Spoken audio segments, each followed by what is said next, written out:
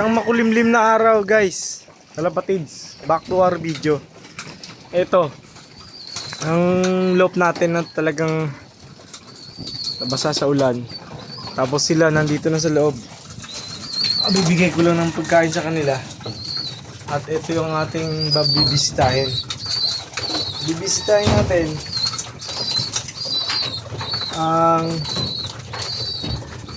ating pugad. Pugad ni Blade. Ayan, maganda na yung inakay niya. Kay Blade pong anak yan. Tapos may dalawa ng itlog si Boss N. Ito ang ating ginawa na viewing system dito sa taas. Binutas ko ang pugad dito sa may pugad ni Boss N para magkaroon ng portal, daanan ng mga ibon natin hanggang dito, hanggang sa magkaroon sila ng pagkakataon makapag-view dito. Yan ang viewing system natin. At ngayon, oras na to, ngayong araw na to, hindi tayo nag-alpas para sila yung mag-loptos. Ang gagawin lang natin, pakainin sila today, bisitahin, at saka alamin anong kondisyon ng inakay ni Blade. Yan.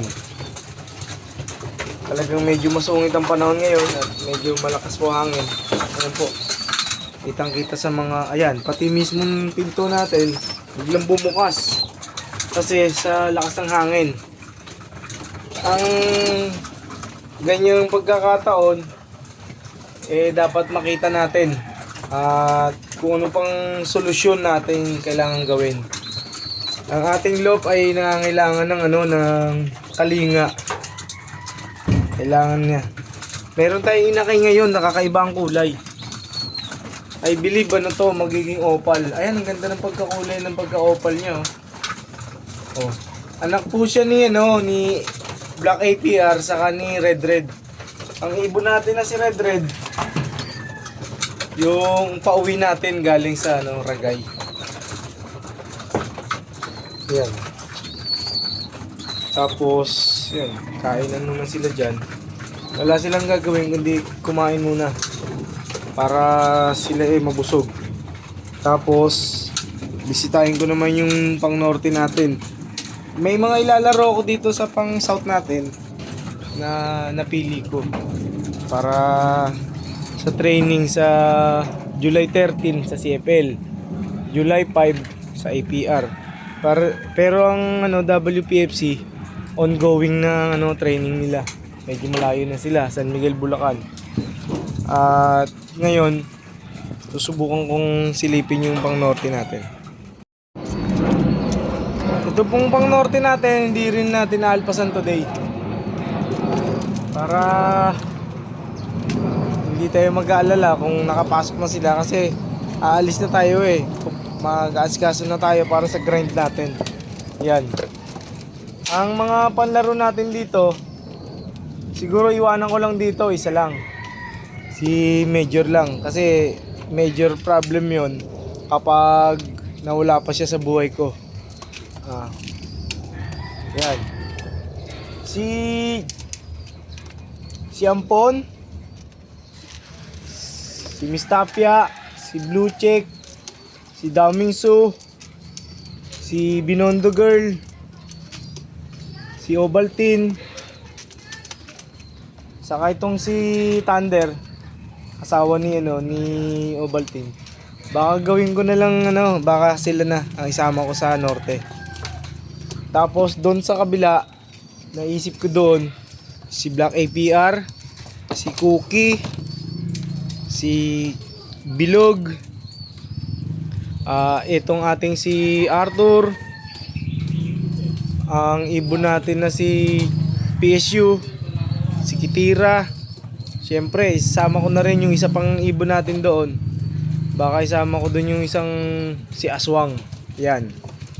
Sila na napili ko, bali 7 sila doon, tapos 5 siguro dito. 1, 2, 3, 4, 5, 6, 7, 8, 3, 6, 9. Baka 7 dito. 7 kunin ko rito. Hindi ko kasi ilalaro si Colson. Wala pa tayong lahi nito. Bigay ito ng kaibigan kong si paring Jojo na nasa Korea na. Pero yung ibon, Amerikano po ang may-ari niyan. Yusef Colson po yan. Ang mangyayari, siyempre, precious na rin tong ibon na to. Kailangan natin ito alagaan. Yan. Ang magiging maganda nating plano para makita nyo ito si Colson. Uhulihin natin. Si Colson po, isang white flight checkered, blue checkered na may kaprasong thunder sa mata. Ayan. At siya po ay isang lalaki. Nawala po yung asawa niya sa tossing natin, si Alvin. Ayan. Ayun, pumitik siya mag-isa. Okay lang siya pumitik mag-isa kasi solo naman siya sa buhay. Gusto ko nga siya masanay doon sa pang south natin na kulungan eh. Kaya lang, siya lang nasa labas guys. Wala siyang type doon. Ang gusto niya dito sa pamumuhay niya dito sa sa pang norte natin na kulungan. Yun, ganun muna for today. Kasi nagmamadali na ang oras natin. Ayun na naman. Paspasa na naman tayo kasi nag-ring the bell na. Ang ating buzzer beater na naman tayo. Ayun, lumipad siya mag-isa. At sa buhay niya, dapat mayroon siya makasama sa buhay. Ayan. Yun, lumipad siya mag-isa. Yun, nag-ranging na. Iniisip ko pa, hindi ko pinali. Pero pag nagkaasawa siya, malamang gamitin ko siyang warrior natin sa norte. At mangyayari yun, malapit na. APR na. Hindi ko sure kung araw ngayon ay July 3 or July 4. Hindi ko alam kasi sa puyat ko. Medyo nakakalimot na ako Pero ito rin tayo. Nakatayo at nangangarap sa harapan nyo dahil libre lang yan. Salamat po at eto na naman tayo. Nasa bubong. Ayun. Nakita nyo si Colson po yun. Yung nalipad mag-isa. Na-enjoy niya yung ambon. At kailangan ma-experience din ng mga ibon natin yan. Yung ganyang panahon. Sa smashan time kasi pag norte. Mas marami ang bagyo pag norte. Yan guys. Ayun. Nakita nyo. Duman sa likuran ko. Okay. Salamat dito sa case na to. Temporary lang po yan Ayan, pinatanggal sa akin ni paring Kenshin yung ating kulungan trapping system doon. Ang trapping system natin na yun, ito na.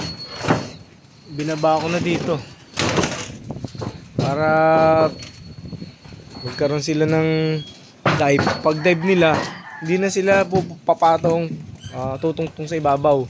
Diretso na sila dito sa diving board na maliit. Tapos papasok na sila doon. Yun ang magiging sistema. Kasi ang clocking kailangan mabilis ka. Mabilis kang pumindot. Okay guys? Sana po nakatulong. Salamat po at mag-iingat po tayong lahat. Kyoskite. Arigatou gozaimasu minasang. Mag-iingat po tayo at maraming po salamat. God bless you all guys. Ingat po kayo, madulas ang daan.